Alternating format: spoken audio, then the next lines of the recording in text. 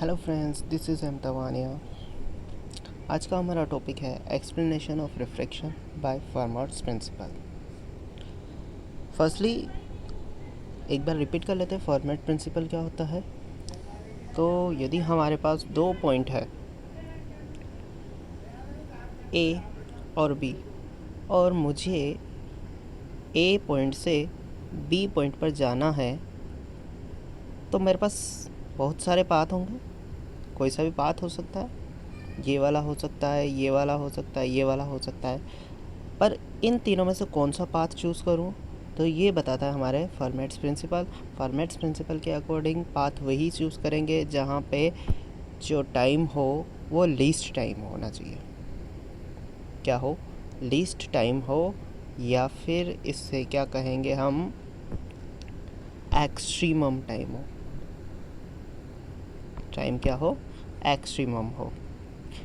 जैसे हमारे पास एक पॉइंट से दूसरे पॉइंट पर लाइट को जाने में जो टाइम लगा वो t है, तो ये लीस्ट टाइम होगा if d t is equals to 0। तो ये क्या हो जाएगा?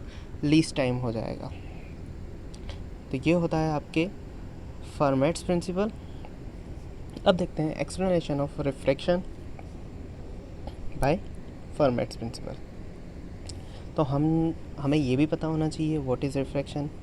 तो हमने रिफ्रैक्शन के बारे में ये पढ़ा है कि जब एक लाइट रे किसी एक मीडियम से दूसरे मीडियम में जाती है, तो उन दोनों मीडियम्स के इंटरफेस से जो लाइट रे है वो बेंड हो जाती है।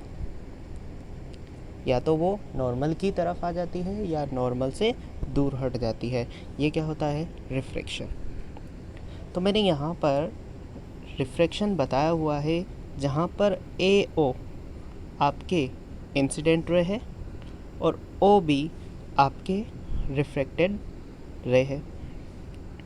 एंगल आई हमारे पास है इंसिडेंट एंगल, और एंगल आर है हमारे पास refracted angle.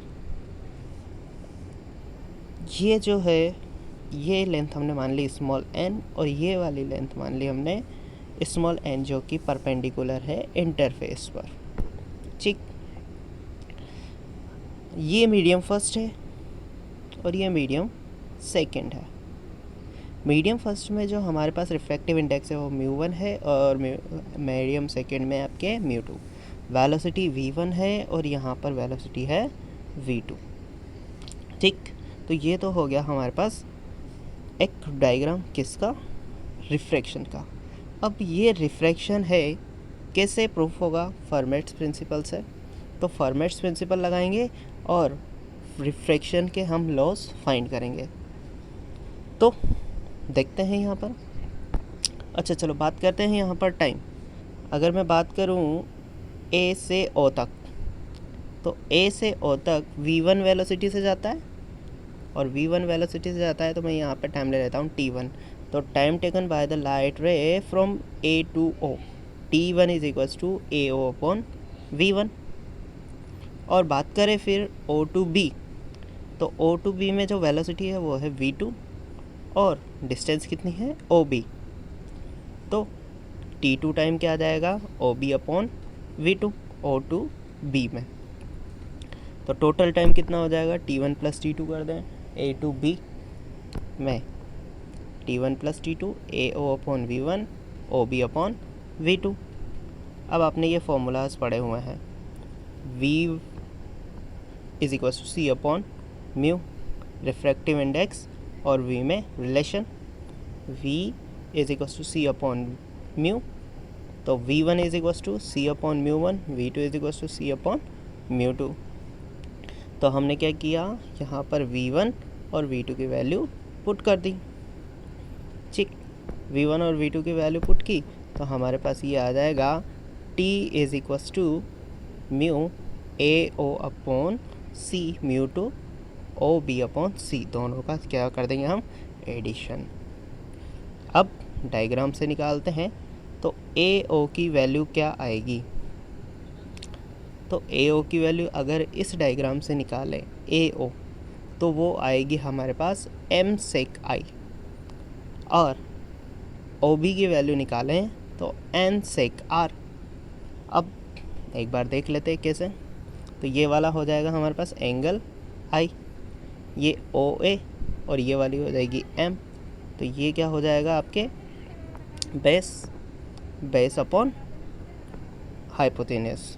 Base upon hypotenuse क्या होता है? बेस अपॉन हाइपोटेनियस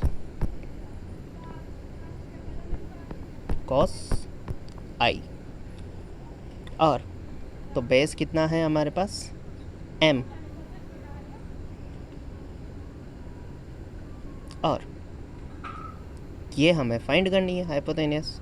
तो ए ओ इज इक्वस टू आ जाएगा हमारे पास एम अपॉन कोस आई, तो एम सेक आई हो जाएगा। ठीक, ए ओ की वैल्यू क्या आ गई हमारे पास? एम सेक आई। सिमिलरली हम इस वाले में भी फाइंड कर सकते हैं, ये एंगल आई हो जाएगा, तो फाइंड कर सकते हैं ईजी वे में। तो ए ओ आई हमारे पास M sec R, sorry sec I, और ओ बी आई हमारे पास एन सेक आर। तो हमने वैल्यूज़ पुट कर दी यहाँ पर, और यहाँ पर वैल्यूज़ पुट की, तो हमारे पास टी की वैल्यू ये आ गई। डिफ्रेंशिएशन कर देंगे हम। म्यू वन एम और सी तो हमारे पास क्या होगा? Constant. Mu two N C ये भी कांस्टेंट है। डिफ्रेंशिएशन किसका होगा? आई और आर का। तो हमने क्या कर दिया यहाँ पर? आई का और आर का डिफ्रेंशिएशन कर दिया। Sec I tan I, sec R tan R D R. अब यहाँ पर हमारे पास जो वैल्यूज़ आई है वो क्या है? ये डी टी। अब यहाँ पर हम लगा देते हैं फर्मेट्स प्रिंसिपल। तो मैंने यहाँ पर फर्मेट्स प्रिंसिपल लगा लिया। फर्मेट्स प्रिंसिपल क्या कहता है कि जो हम वही पाथ चूज़ करेंगे जहाँ पर टाइम लीस्ट टाइम हो या एक्सट्रीमम टाइम हो। तो हमने क्या किया? D t is equals to 0 कर दिया। तो जो डी टी की वैल्यू आई हमने क्या कर दी? 0 के इक्वल कर दी। ये था डी टी, इसको 0 के इक्वल कर दिया, तो 1/c तो 0 हो ही गया, तो अंदर वाले को मैंने इक्वल 0 कर दिया। अब यहाँ से हमने एक इक्वेशन निकाल ली, equation number 2। Now from diagram C D की बात करते हैं हम। ये रहा सी डी। अब ये तो कांस्टेंट रहेगा क्योंकि ए और बी पॉइंट क्या है हमारे पास? कांस्टेंट है, तो सी डी भी क्या होगा? कांस्टेंट। तो हम इस सी डी को लिख सकते हैं सी ओ प्लस ओ डी। तो हमने क्या कर दिया यहाँ पर? इसको लिख दिया C O plus O D which is equals to constant, क्योंकि ए और बी हमारे पास कांस्टेंट थे और ये उसी से आए हैं सी और डी पॉइंट्स। तो यहाँ पर ये क्या हो जाएगा? कांस्टेंट। अब कांस्टेंट है तो वहाँ से हम क्या करते हैं? इनकी वैल्यूज़ भी फाइंड कर सकते हैं। तो इनकी वैल्यूज़ क्या आ जाएगी हमारे पास? सी ओ की वैल्यू तो हो जाएगी हमारे पास सी ओ की वैल्यू एम, और ये तो दोनों में रिलेशन आ जाएगा tan theta, tan I is equals to M upon C O. तो सी ओ, सॉरी उल्टा लिख दिया मैंने, C O upon tan I is equals to C O upon M. तो सी ओ की वैल्यू क्या आ जाएगी? M ten I. सिमिलरली हम दूसरा भी निकाल सकते हैं ओ डी। तो हमने दोनों की वैल्यू पुट कर दी यहाँ पर, एम टेन आई और एन टेन आर, दोनों की वैल्यू पुट कर दी, तो कांस्टेंट आ गया। ये तो कांस्टेंट है ही सही, तो हमने डिफ्रेंशिएशन कर दिया। इसका डिफ्रेंशिएशन करते ही ये कांस्टेंट क्या हो जाएगा? 0, तो इक्वल 0, और यहाँ से हमारे पास दूसरी इक्वेशन आ गई। ठीक, तो हमारे पास दो इक्वेशन आ रही है, इक्वेशन नंबर 2 ये वाली और इक्वेशन नंबर 3 ये वाली। इक्वेशन 2 को इक्वेशन 2 में भाग दे देंगे इसका इक्वेशन 3 का, इक्वेशन 2 डिवाइडेड बाय इक्वेशन 3। तो हमने जैसे ही डिवाइड किया तो हमारे पास ये आ गया, और जो भी कैंसिल आउट हो रहा है कैंसिल कर देंगे, तो हमारे पास ये आएगा mu one tan i upon sec i, mu two tan r upon sec r. इसको सॉल्व करेंगे तो ये क्या हो जाएगा? Sine i. इसको सॉल्व करेंगे तो ये साइन आर। तो यहाँ पे आ जाएगा mu one sine I is equal to mu two sine R. तो sine I upon sine are is equal to mu two upon mu one. तो यहाँ पर क्या हो रहा है? आपके म्यू वन से म्यू टू में जा रहा है हमारे पास, तो हम इसे क्या लिख सकते हैं 1 mu 2 which is refractive index. तो यहाँ पर हमने क्या कहा कि भाई sine i upon sine are is equal to mu है, तो ये तो स्नेल्स लॉ है जो कि रिफ्रैक्शन में लागू होता है। तो हमने क्या कहा यहाँ पर ये रिफ्रैक्शन शो करता है। तो ये किससे निकाला हमने, फर्मेट्स प्रिंसिपल से। तो हमने ये कहा कि यहाँ पर फर्मेट्स प्रिंसिपल से रिफ्रैक्शन को भी एक्सप्लेन किया जा सकता है। आई होप आपको समझ में आया होगा,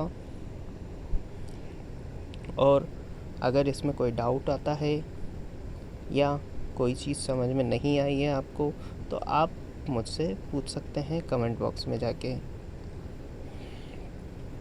इसके अलावा वीडियो पसंद आओ तो प्लीज़ इसे लाइक करें और जितना ज़्यादा हो सके शेयर करें, और मेरे चैनल को सब्सक्राइब ज़रूर करें, और साथ ही बेल आइकन भी दबाएं ताकि मेरी सभी वीडियोज़ आपके पास ज़रूर पहुँचे, और सबसे पहले पहुँचे तो आप उसे जल्दी से जल्दी देख सको। थैंक यू एंड शुभ रात्रि।